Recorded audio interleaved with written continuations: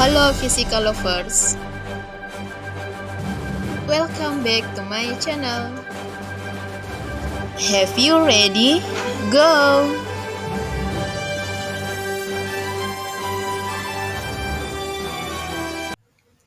Assalamualaikum warahmatullahi wabarakatuh.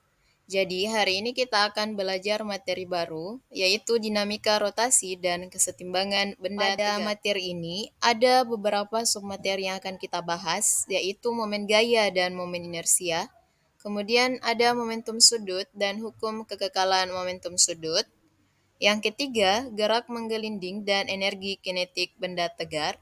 Dan yang keempat, ada titik berat dan titik massa, serta yang terakhir yaitu kesetimbangan benda tegar. Pertemuan ini hanya satu submateri saja yang akan kita bahas, yaitu momen gaya dan momen inersia.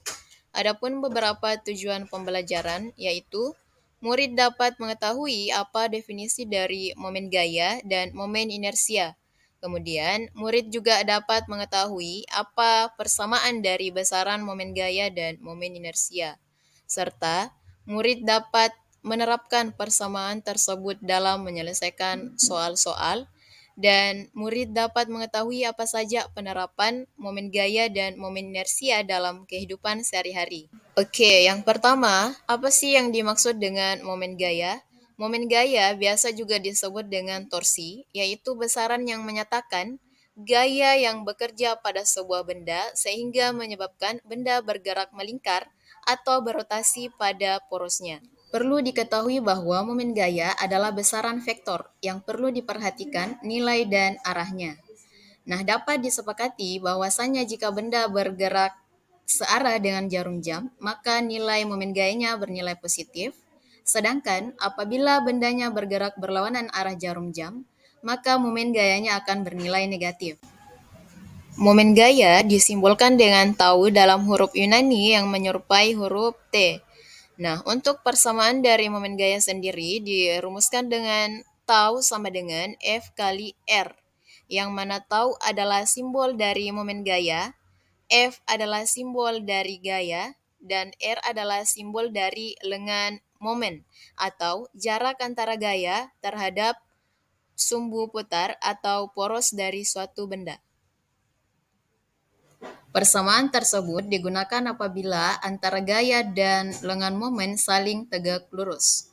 Namun, jika antara gaya dan lengan momen membentuk sebuah sudut, maka digunakan persamaan tau sama dengan R dikali F dikali sin theta, yang mana theta adalah besar sudut antara gaya dan lengan momen. Kedua persamaan tersebut digunakan apabila pada sebuah benda hanya bekerja satu gaya.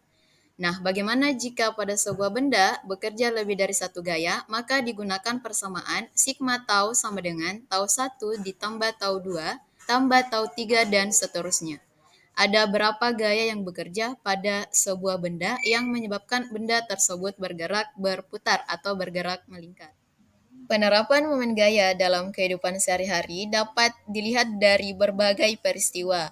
Contohnya adalah pada permainan jungkit atau pada permainan yoyo, ataupun saat membuka dan menutup pintu. Nah, di situ terdapat penerapan momen gaya, yang mana pada saat kita mendorong atau menarik pintu tersebut, maka kita memberikan sebuah gaya pada pintu sehingga pintunya akan bergerak berotasi atau berputar. Dari beberapa contoh yang disebutkan tadi, apalagi penerapan momen gaya yang kalian tahu? Oke, lanjut ke momen inersia. Apa yang dimaksud dengan momen inersia? Jadi, momen inersia merupakan ukuran kelembaman suatu benda untuk berputar pada porosnya. Momen inersia bergantung pada massa benda, bentuk benda, dan letaknya dari sumbu putar. Oke, lanjut ke persamaan momen inersia. Persamaan momen inersia atau secara matematis dapat dituliskan dengan I sama dengan M dikali R kuadrat, yang mana I adalah simbol dari momen inersia dan M adalah simbol dari massa benda, dan R adalah simbol dari jari-jari benda atau jarak benda ke sumbu putar. Persamaan tersebut dapat digunakan apabila pada sebuah sistem hanya terdapat satu benda. Nah, bagaimana jika pada sebuah sistem terdapat beberapa benda yang akan dihitung besar momen inersianya? Persamaan yang bisa digunakan adalah sigma I sama dengan I1 tambah I2 tambah I3 dan seterusnya, bergantung ada berapa benda pada sistem tersebut. Cukup sekian untuk kesempatan ini, dan sampai jumpa kembali. Assalamualaikum warahmatullahi wabarakatuh. Thank you for watching. Jangan lupa like and subscribe.